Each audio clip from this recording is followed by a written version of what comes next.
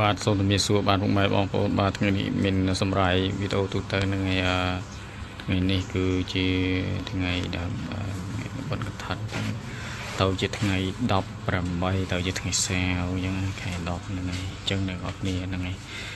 នេះគឺជាកានភាពចងលើដើមការអញ្ចឹងណានេះយើងសពផលបុណ្យស្មើគ្នាខ្ញុំកណ្ដាលខ្ញុំសូមចងខ្លះដែរអញ្ចឹងចងចូលរួមអមហើយជាងកត់ត្រៃកត់អីហ្នឹងនេះនៅវត្តនេះទីសគឺហែក្នុងថ្ងៃនេះក្នុងវត្តដេជមនីហ្នឹងហើយនៅភ្នំតម្រៃរមៀលហ្នឹងហើយហើយនេះកំពុងតែរៀបចំហ្នឹងហើយនេះមានត្រីមានអីយ៉ាងទៅមានបាតមានអីចឹងហ្នឹងមានសារៈមានអីចឹងទៅណាអ្នកនរគ្នានេះ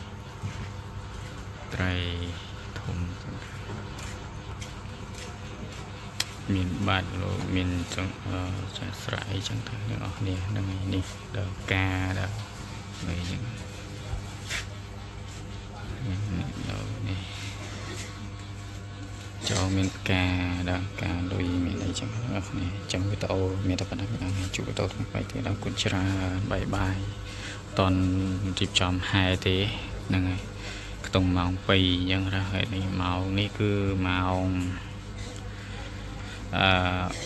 មួយជាងហ្នឹង7:02ហើយហ្នឹងហើយវាទៀតហែចាំតបថតចឹងវីដេអូមានហ្នឹងច្រើនណាស់